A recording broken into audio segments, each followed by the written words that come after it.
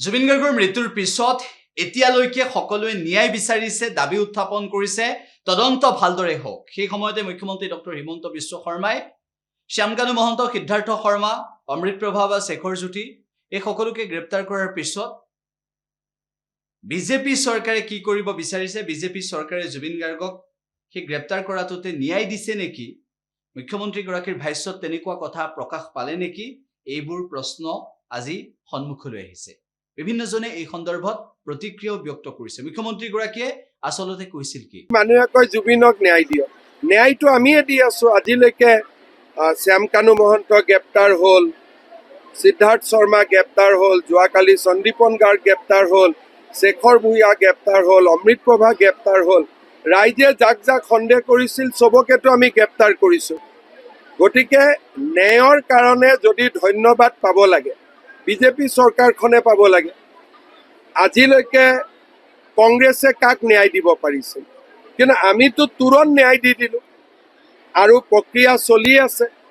গতিকে আমাক ক্ৰেডিট দিব লাগে, ক'ব লাগে যে আৰু চৰকাৰখন আগুৱাই যাওক, আমাক ধন্যবাদ দিব লাগে। কাৰণ আজিলৈ কোনে আশা কৰিছিল যে ইমান কম দিনৰ ভিতৰতে চবকে এৰেষ্ট কৰি ল'ব? প্ৰথমতেতো কৈছিল নাহিবই, বেইল লৈ ল'ব, জামিন লৈ ল'ব। হিমন্ত বিশ্ব শৰ্মাই নাটক কৰি আছে, আমিতো ক্লিয়াৰলি চবক এৰেষ্ট কৰি দিলোঁ। গতিকে ন্যায় কোনে দিছে? বিজেপি চৰকাৰখনে দিছে। আজি বিজেপি চৰকাৰখনে জুবিন গাৰ্গৰ কাৰণে যিমান কৰিছে, কংগ্ৰেছ থাকিলেতো তাৰ 10% নহ'লহেঁতেন। ভূপেন হাজৰিকাৰ সংস্কাৰ কৰিবৰ কাৰণে মাটিখিনি বিচাৰি ওলাওঁতে তেওঁলোকে 3 দিন লগাইছিল। আমিতো চব কৰি দিলোঁ। ভূপেন হাজৰিকাক শেষকৃত্যত সন্মান জনাবলৈ এজনো কেন্দ্ৰীয় মন্ত্ৰী অহা নাছিল। গতিকে জুবিন গাৰ্গৰ ক্ষেত্ৰত বিজেপিয়ে যিমান কৰিছে সিমানটোতো ভাৰতত উদাহৰণ নাই ইমান কৰা। গতিকে মই ভাবোঁ যে ৰাইজে আমাক ধন্যবাদো দিব আৰু আমিও আমাৰ দায়িত্ব পালন কৰিম। সম্পূৰ্ণ ন্যায় আমি প্ৰদান কৰিম। মানুহে কয় জুবিনক ন্যায় দিয়ক, ন্যায়টো আমিয়ে দি আছোঁ। আজিলৈকে শ্যামকানু মহন্ত গ্ৰেপ্তাৰ হ'ল, সিদ্ধাৰ্থ শৰ্মা গ্ৰেপ্তাৰ হ'ল, যোৱাকালি সন্দীপন গাৰ্গ গ্ৰেপ্তাৰ হ'ল, শেখৰ ভূঞা গ্ৰেপ্তাৰ হ'ল, অমৃতপ্ৰভা গ্ৰেপ্তাৰ হ'ল। ৰাইজে যাক যাক সন্দেহ কৰিছিল চবকেতো আমি গ্ৰেপ্তাৰ কৰিছোঁ।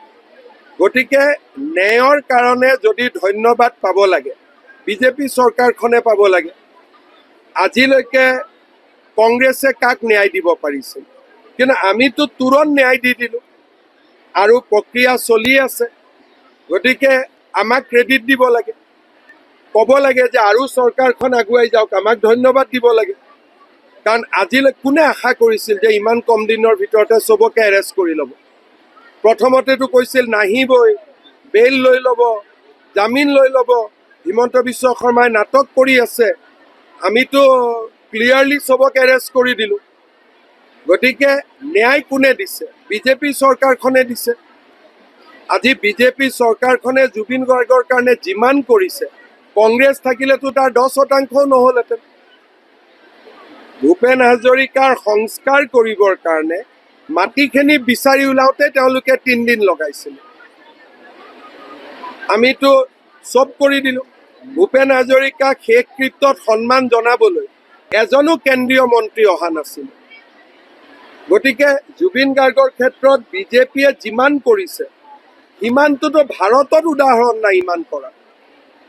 গতিকে মই ভাবোঁ যে ৰাইজে আমাক ধন্যবাদো দিব আৰু আমিও আমাৰ দায়িত্ব পালন কৰিম। সম্পূৰ্ণ ন্যায় আমি প্ৰদান কৰিম।